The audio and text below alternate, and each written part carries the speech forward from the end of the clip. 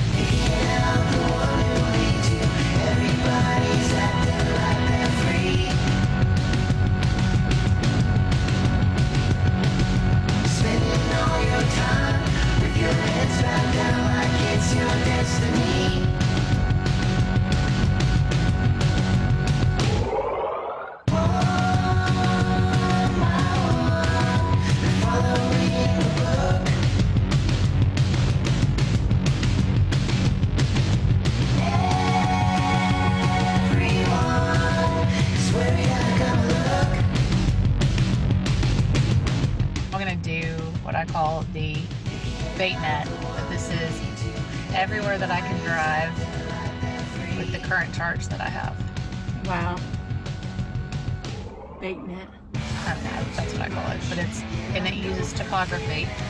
If you notice, it bases all of these little squiggles on topography and stops and everything. So on climate control, you have your temperature and speed. Auto, which we're going to do, and then your seat adjustments. So here you can adjust your bolsters, you can adjust your leg bolster, swipe left, and you can change between your different massage modes. Hit start, now I'm getting massaged. Hit the X to get out of it. I also have a favorite down here. I have air ionization, fragrance, can even set my fragrance to be winter or summer, subtle, light, medium, or strong.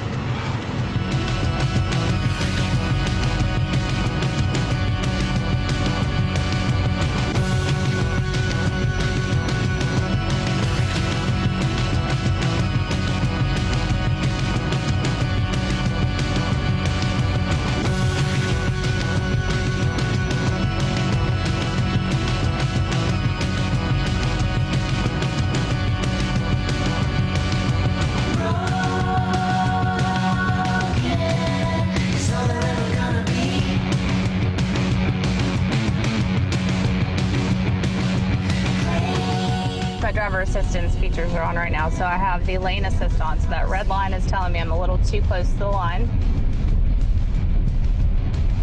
You're good. So that's my range right there. So the 187. Now when we get on the interstate, I'm going to show you what all this will do right here. We're going to hit a couple spots where this is even going to pop up with some random stuff. So I want to slow the car down right now. So I'm actually using the paddles to slow myself down. I'm going to actually take it off just a little bit because I don't need to slow down that much. I'm going to use the paddles a lot instead of using the accelerator or the brakes. Because sometimes I just want to take my foot off the accelerator, but I don't want to coast.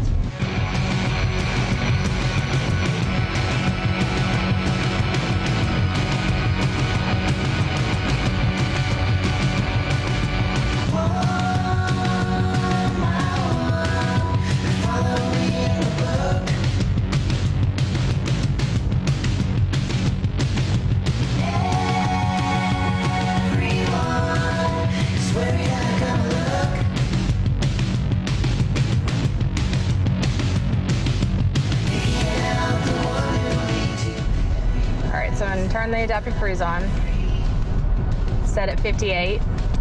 Now I can take my hands off the wheel for a minute, but it won't let me. We're going to stay interstate for a minute. You'll see the distance thing change based on what I'm doing. As I get over, if I want to increase my speed, just slide it up there, show there.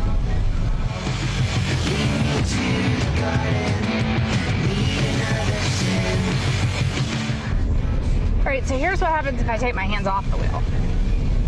At some point, the car is going to yell at me to put my hands back on the wheel. So as long as my hands are on the wheel, it'll kind of steer for us. But they need to be on the wheel. So the car's doing all this. It's slowing down.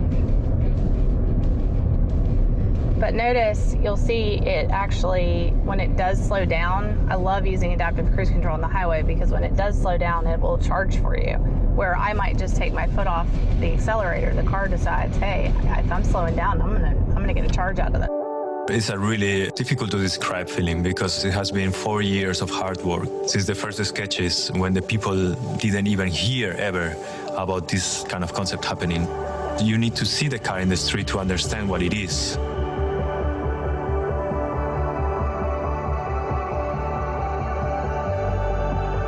My name is Juan Carlos Huerta.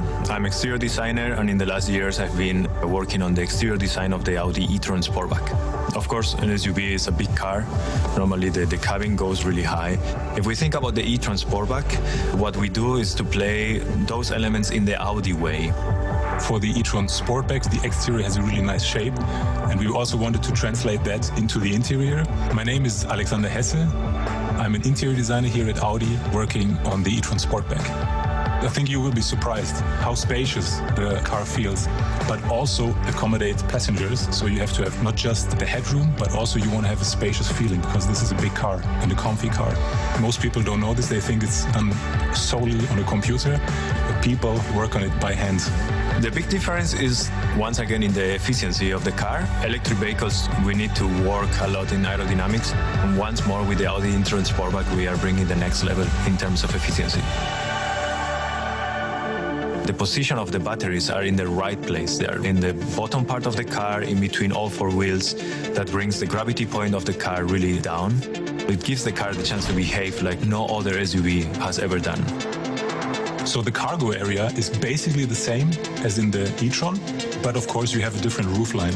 If we think about the e-tron Sportback, then we have also in combination this much more sporty look, this kind of coupe feeling on it. You have the nice elegant shape, which makes it look like a coupe, which just takes it to another level of aesthetic.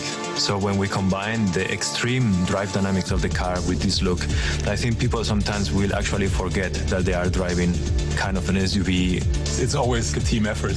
If I have an idea, that's a nice thing, but if you want to put it through into production, you need a whole bunch of people to make it happen. Clever design, but also clever engineering, I gotta say.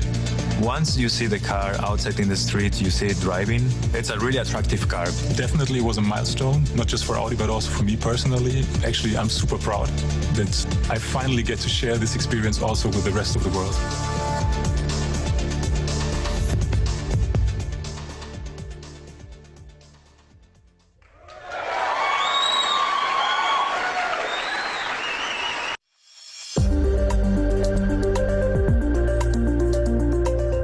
Look, to me, it's quite simple. ID.4 is a vehicle with the purpose and personality of the original Beetle. It drives like a GTI, the heart and soul of the Volkswagen brand, and it's packaged like a Tiguan. Simply put, next to a comparable gas-powered car, it's a spaceship. The ID.4 will out-hustle, out-muscle, and out-maneuver anything in its class. Its aerodynamics with a low drag coefficient of just 0.28 aren't just for show either. Every line helps make it quieter than its rivals, whether you're on the highway or out on the town.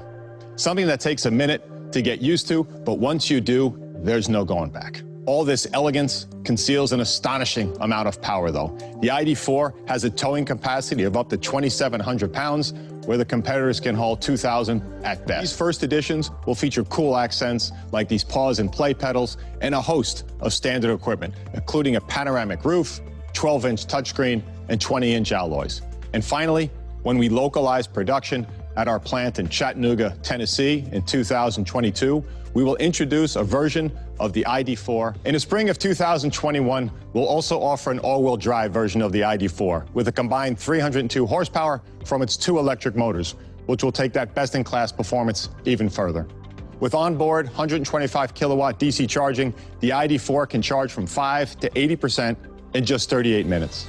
Out on the road, it will deliver an estimated 250 miles of range. And you can leave range anxiety behind thanks to 3 years of free fast charging. Now, housing the battery underneath the cabin has another key advantage: more space inside. Given its compact look, the ID.4 has a surprisingly airy feel inside that's a break from current car interiors. From a tech standpoint, that phrase, best in class, is just as appropriate. There's a 10 or 12-inch center display and a 5.3-inch digital dash display operated by voice or gesture control. Wireless app connect, onboard Wi-Fi, and wireless phone charging, all built in. But the ID.4's tech isn't just cool, it helps keep drivers safe. Our IQ Drive suite includes intelligent travel and emergency assist, plus front, side, lane, and light assist, as well as park distance control. And an available advanced front lighting system with lights that swivel through twists and turns of the road. Here's one more feature, an industry first, that absolutely blew me away.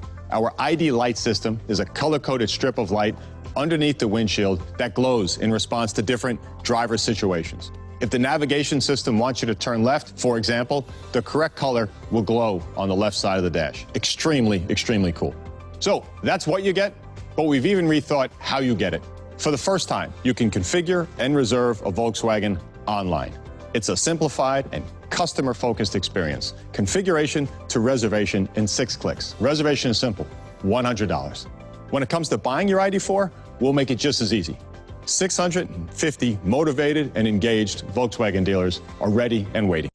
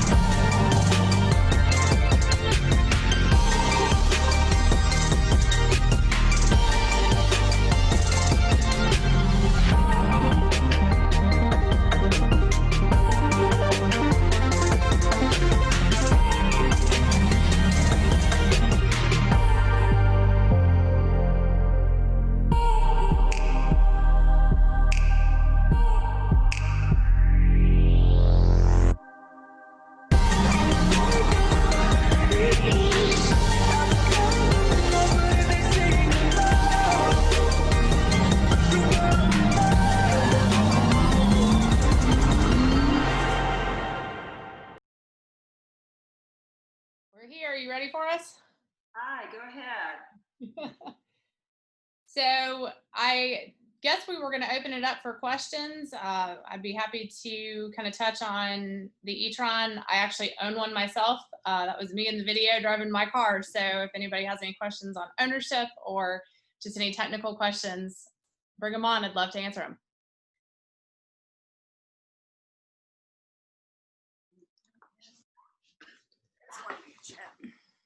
Oh, we got one on the chat. We're going to pull that up. All right. So if no one's got any questions, I'll kind of go over a couple things that I think make the e-tron pretty special, and things that convinced me that besides the amazing drive of the car, that it was a car that I wanted to have myself. And Audi did a lot of safety features on this car that I think are pretty incredible. We have a very special battery system that is actually separate little cells that are in a honeycomb design. So if you're in an accident, the batteries have less of a chance of crushing. We also separated our cooling system from the batteries. It actually sits below the battery. It keeps the battery about 75 to 95 degrees at all times. But if it were ever to be punctured, gravity takes hold, takes all that coolant out, and keeps the batteries from having any thermal issues. So that was a really big thing for me, just that safety of that. Not only that, but the e-tron and the e-tron Sportback are top safety pick pluses from the IIHS. That's huge for an electric car. I'm very excited that we were one of the first electric cars to get that designation. Any questions? I can go on to some more things. I've got a question here. Maintenance, yes. So maintenance is a little different than your typical gasoline car. So we do maintenance schedules just like we do on our regular cars. We do every 10,000 miles. And typically what we're going to do is maybe flush the coolant. We're going to just check everything on the car, make sure that everything is maintained properly. We're also going to check software. Obviously, there is a lot of software in electric cars. So again, every 10,000 miles, we're going to check all that out and make sure it's all running properly. And there is an 8-year, 100,000-mile warranty on the batteries to cover anything that could potentially happen. Anything else? Are there any major differences between the e-tron and the e-tron Sportback? So any major differences between the e-tron and the e-tron Sportback? The biggest thing between the two is the e-tron Sportback is a tiny bit smaller, has a lower drag coefficient, so it actually gets a little bit better range, right at about 14 miles better. So that's pretty exciting for any of the range folks out there. The other interesting thing about the difference is you do gain a good bit of space with the regular e-tron. It's got a 28.5 cubic feet trunk versus a 21.7. So depends on if you want the really cool looks of the Sportback or if you need the space of the regular e-tron. But either way, they're both incredible cars and you can't go wrong with either of them. They also did no roof rails on the Sportback to help with the drag coefficient. So the drag coefficient on the regular e-tron is 0.28 and the Sportback is 0.26. So what made you personally go electric? So why did I go electric? Personally went electric because I fell madly in love with the e-tron the first time I drove it. And if you told me 2 years ago that I'd be driving an electric car, I would have told you were crazy. But it is the most phenomenal car I've ever driven in my life. And I think this is the future. It drives so much better than any gasoline car I've ever been in. And it's quieter, it's faster than any SUV that I've ever owned, and it's just exceptional. And I mean, I have massaging seats in my car. I mean, you can't, how do you beat that? So, anybody else got any questions? I don't want to take up. I just wanted to share, because that is the really big thing with EVs is we just, do you guys have these cars so people can head over there and try them out? We do, yes.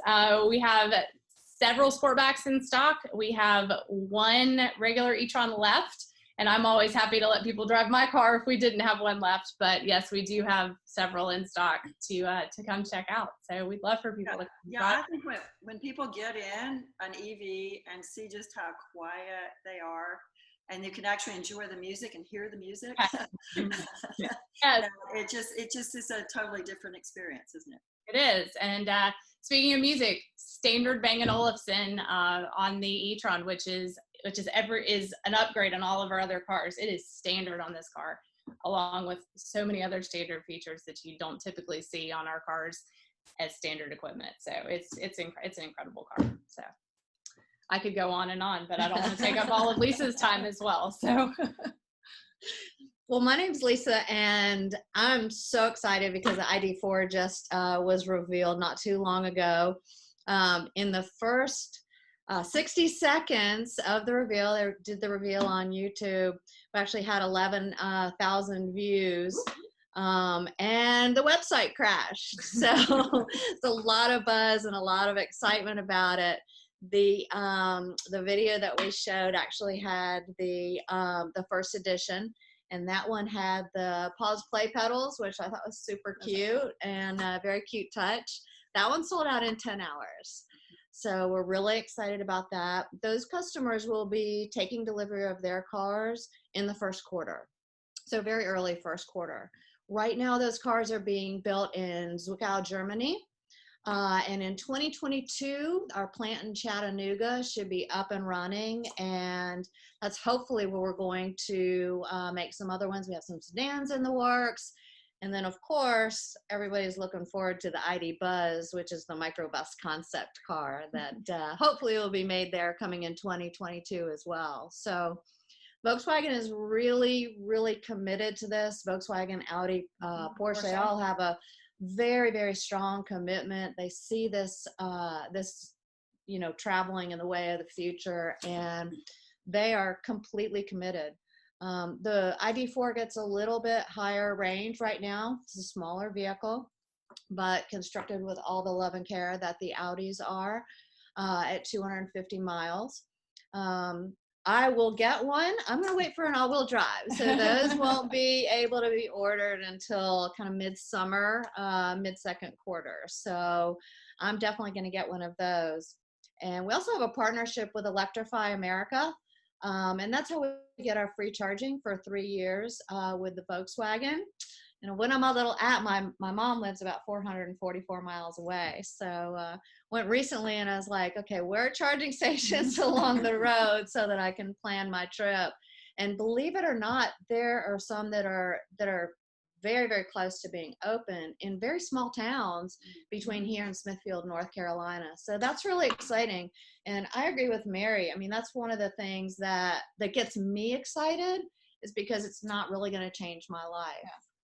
Well, and not to piggyback off what she said about Electrify America. So I think what Audi and Volkswagen and Porsche did going with Electrify America, they did something really special. And they said, okay, we're going to put these stations in places where people they can actually go and do something while they're charging. So most of our charging stations are at Walmart's or at Sam's Club or at Target's. So they're in places where you can go and do something and hang out. Even though it doesn't take very long to charge these cars, they had a really brilliant idea that said, hey, while you're waiting, go do something. And so it's nice for me because I'm a single woman. I want somewhere safe to charge my car. I want somewhere where I don't want to stand by my car by myself. I can go shopping while I'm waiting for my car and be somewhere safe. So I love the Electrify America network, and they're updating the Southeast right now. So I don't know if Porsche mentioned this, but they're going to have the 350 kilowatt charging capacity before we will, but we're upgrading all our stations so that we can accommodate that, because they're coming down the pipeline from Audi as well, and those are going to be the potential to charge in 8 minutes at 80%. Wow, that's awesome. Yeah. I have a question. In your, like in my car, basically when we put in navigation, it makes sure that I'm not going to run out of battery, so it actually shows the charging station. So do you have that feature in those cars?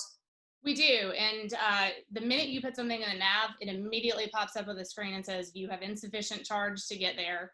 And you can also do it on the app for the car as well. And so I don't actually go into my nav system to do it. I'll go ahead and put it in my app, and I can plan each charging station, because maybe I don't want to charge where the car tells me. I want to pick a charging station based on my trip, or maybe based on where I want to go. But you're able to do either. And I use the Audi app for the high performance charging, but then I also use, and I'm sure all of you use PlugShare like crazy. I use PlugShare for all my little trips that I make, to make sure the little small towns you go through have a charging station. But I think that apps are absolutely a must when you have an electric car, is always planning ahead. And if you plan ahead, owning an electric car is easy. Do the cars have, like, does Audi, do they have like a special charger that you can install at your home? We do. We had a program that we were using, Amazon Home Services, and now actually Electrify America is taking over, so they're going to be doing the home charging for us. We here in Greenville didn't have the opportunity to use the Amazon Home Services, so we have an electrical contractor here in Greenville that's been doing all of ours. But Audi has a wonderful setup that they provide with the car, and I've had great luck with charging with my car. I can typically, my average charge in my garage is about 5 hours, and I charge my car maybe once or twice a week at the most. So it's and of course, Volkswagen will be using that service as well. Right. I don't know if you had an opportunity to see our part one this morning. We did have Palmetto Clean Fuels present at Duke Energy. And we got some really exciting news from them as far as the networking for the whole chargers and how they're going to really make this available. We saw a map with all the projected that can be used by all cars we just adapters that they need to plug in. Also, the fact that maybe we'll be able to start installing chargers at the rest stops, which has not been possible before because there were a lot of old 1960s laws that kept us. So that will make things, and I think that will really help people move toward the adoption of electric vehicles. Absolutely. It's the biggest thing we get as salespeople, and Lisa, you'll get this when the ID.4 comes out. Right. The biggest question we get is range, and people are so scared of range. They're terrified of it. And the bigger the networks, the more charging stations that are available, I think that range anxiety will go away. Especially being in the South, we don't have as many charging stations as, say, California. So, I'm currently kind of limited. I have to be on highways and things like that. So I'm excited for the possibility that smaller towns are going to get charging stations, and I'll be able to do those backwoods drives that I used to do in my gasoline car. And also, I think when people really start getting in these cars and driving them, you don't really, you think about the range anxiety so much at first, but then when you see actually how it works, you can really control how much range you get by the way you drive.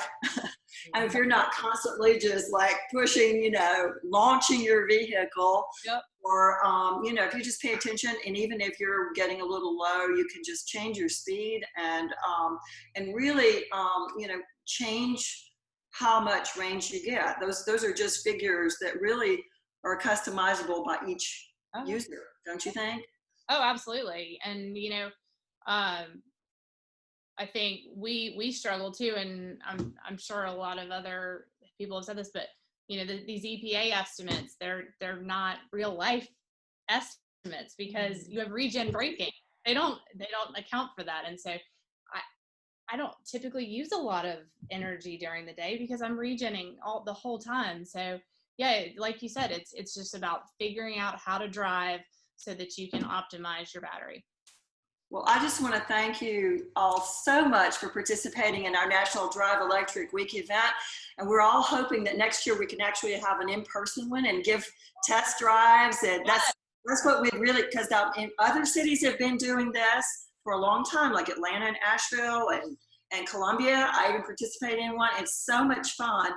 So hopefully we can get someplace different with COVID. We can have our in-person event, and it would just be so much fun for us all to be there together. So we'll look forward to that next year. We'll definitely look forward to that. And thank you for that great video. Thank you Thank for you. having us. Stay tuned if you have time.